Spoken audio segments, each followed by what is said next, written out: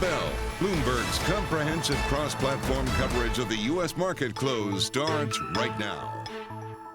And right now, we are 2 minutes away from the end of the trading day. Romaine Bostick alongside Katie Greifeld. We're counting you down to the closing bell. And here to help take us beyond the bell. It's a global simulcast with our friends Scarlet Fu and Bailey Lipschultz in today for Tim Stenovic and Carol Massar. Welcome to our audiences in full across all of our Bloomberg platforms on a day where equities once again, Scarlet, are in the green on the day and on the week. Yeah, the path of least resistance is for stocks to move higher, or in the case of the last few days, inch higher at this point. There was a little bit of wobbling. We saw Microsoft shares extend their losses on that OpenAI headline, but it does look like a fourth straight day of gains here for the S&P 500. Yeah, absolutely here. And we should just reiterate that OpenAI headline, of course, with Sam Altman basically being forced out. I mean, let's just call it what it is. Rachel Metz reporting that the board had undertaken a review process of, I guess, something, and they basically determined that they weren't confident going forward here in leaving him at the helm of that company. We concluded that ChatGPT might have written the press release because it was kind of hard to understand. I don't know. It was a little bit brutal. You read through the lines there, and again, it made it just very clear that this wasn't Sam Altman's decision. Really interesting to think about the ripple effects here. Obviously, Microsoft being one of them, but you think about the Fortune 500 companies, 90% of them are building on OpenAI, so it's a very systemically important company as well. And this was someone who was very much at the forefront of AI and talking to politicians about what this application could actually do. So I'm also interested to see what this means in the entire AI community with Sam Altman getting the boot at his company. Yeah, absolutely. And we should point out we don't have a lot of details about exactly what the board took issue with, but I think as Bailey alluded to here, I think everyone wants to know whether it dovetails at all with the rest of the AI space, or this is something very specific to OpenAI and ChatGPT. We get the closing bells here in New York. Green all around the screen, though we should point out the gains are relatively modest. The Dow Jones Industrial Average up by about 2 points as we wait for the numbers to settle. That's going to be good enough to push it into the green, but we're talking about a tenth of a percent gain on the day. The S&P 500 up for a second week, up today about a tenth of a percent, or about 5 to 6 points, while the Nasdaq is higher by about 12 points, or a tenth of a percent. But let's talk about the Russell 2000, Scarlet, here. A 1.3% gain on the day, more outperformance relative to the broader market. And I was just taking a look on a weekly basis. The Russell 2000 outperforming the S&P 500 on a weekly basis by more than 3 percentage points. That's the widest margin to the upside for the Russell versus the S&P going back to early 2022. Yeah, something to definitely watch for. I'm looking at the S&P 500 right now, and you have 328 stocks higher, 171 down. So clearly the tilting is to the upside. And you take a look at how it breaks down on the industry group level. You do have more green than red, but again, it was a pretty quiet day in the markets. But energy up at the top, up by more than 2%. We know that crude oil bouncing back a little bit right now. 4 straight weeks of losses, though, entering a bear market yesterday, but bouncing around right now. Retail also having a good day. Transportation and banks as well. Then you go down the list. What's not doing well? Media and entertainment, household products, and then software and services leading the rear, down by about 0.9%. And before, Scarlett, you get into some of the movers, I just want to correct myself. I did say that the S&P 500 had gained for a second straight week. It is indeed a third straight week of gains on the S&P, Scarlett. All right, let's take a look at some of those retailers that Katie highlighted. We'll start with Gap, GPS, rallying the most since June of 2020, up more than 30% to $17.85. Its first full quarter under the new CEO, Richard Dixon, seems to be one that investors like because it reported better than expected third quarter results. Comp sales at Old Navy unexpectedly rising. So that was a little bit of a surprise given that Athleta is really the growth engine of Gap, but that didn't happen this past quarter. Gap, though, is a shadow of its former self, with sales contracting in 6 of the last 8 quarters overall. When was the last time you've been in a Gap, Scarlett? I have not been in one in forever because the one that is across the street or was across the street from the Bloomberg offices closed during the pandemic, and I haven't been in one since. Yeah, so did the Banana Republic. I love Banana Republic. Yes, exactly. Part of the Gap empire, or former empire. Another big gainer of the day was Ross Stores, the best performer in the S&P 500.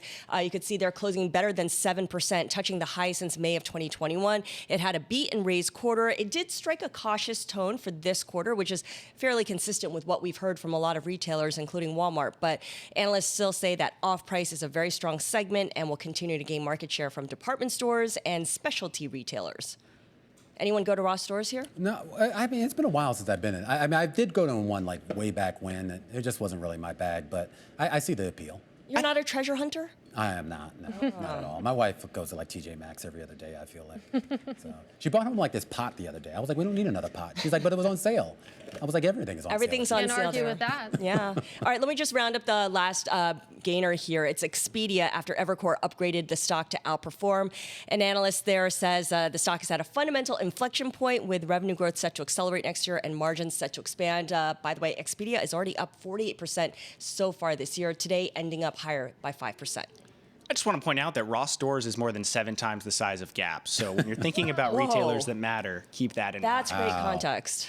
But in a week that, as Romaine mentioned, third weekly gain for the S&P 500, a number of underperformers. Worst performer in the S&P was Applied Materials, dropping 4%. This coming after a report that a U.S. criminal investigation for allegedly violating export restrictions to China. So it bounced back from those lows, but the impact of that probe overshadowing earnings that really beat analyst expectations across the board, gave a strong guidance. Stock still up more than 50% year to date, but a big lag for Applied Materials on a day that, for the most part, you saw semiconductor stocks trading higher. Among the worst performers, also in the S&P 500, Bath & Body Works, guys. This is a company that had a lot of pull it forward in demand during COVID. Right now, dropping more than 3% after third quarter sales decline. Warning revenues also going to drop year over year in the fourth quarter. Analysts calling out consumer spending slowing and how they're showing greater pressure into the year end. And again, that coming after 2 years where everyone was doing something to get their hands on soap.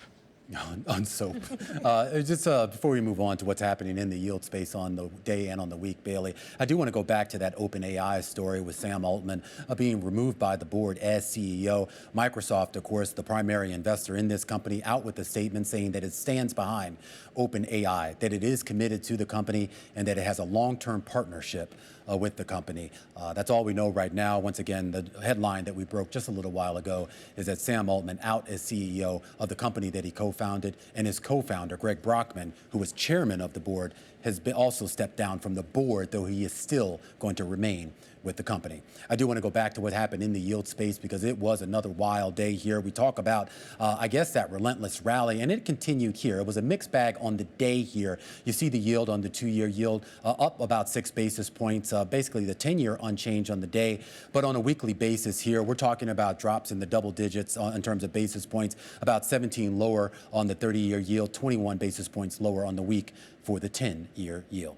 And I know that we've seen a huge rally when it comes to the bond market, particularly, of course, all eyes on the benchmark 10-year yield. But I think some perspective is important here. I mean, you think about where we entered the year, it was a heck of a lot lower, below 4% right now. Of course, we got below 350 earlier this year. So the fact that we're still meaningfully above 4%, you think about what that means for some of the businesses out there who are facing their maturity walls, refinancing risks, et cetera, that have to tap the bond market, that don't have a choice, and that's painful. It is painful, but there's a lot more interest rate volatility to come given what we've seen. I'm excited about what's to come next week because the poster child of AI. It's a holiday shortened week. It's a holiday shortened week, but also AI poster child NVIDIA will be reporting results. Yeah, I mean, it's going to be an interesting week, too, because we also talk, I mean, we should also point out this is typically a low volume week, obviously, because of the Thursday being a holiday and then everyone taking off Friday. So I do wonder what the market reaction is going to be to a stock that is already,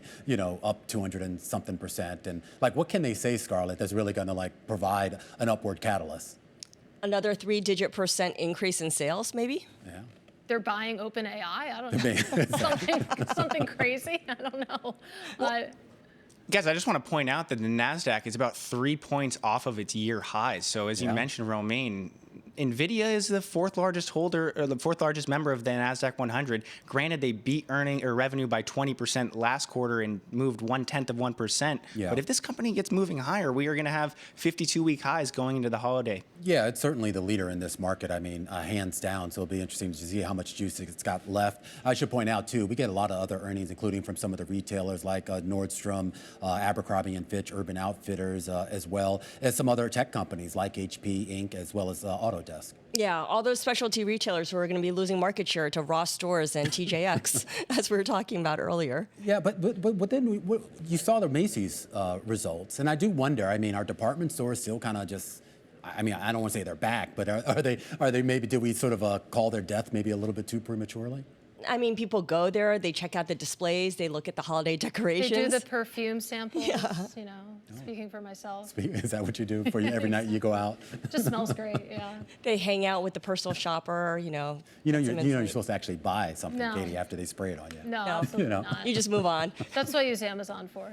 You take a picture of it and then you go home. Yeah, exactly. But anyway, I mean, those are the big events next week, right? I don't know, Scarlett. I mean, I know you love Fed speak, but I think the Fed members, I hope, are on vacation next week. Yeah, I think they could take a break. Yeah. I think we'll be okay. I think we know what they're going to say anyway. Take a beat.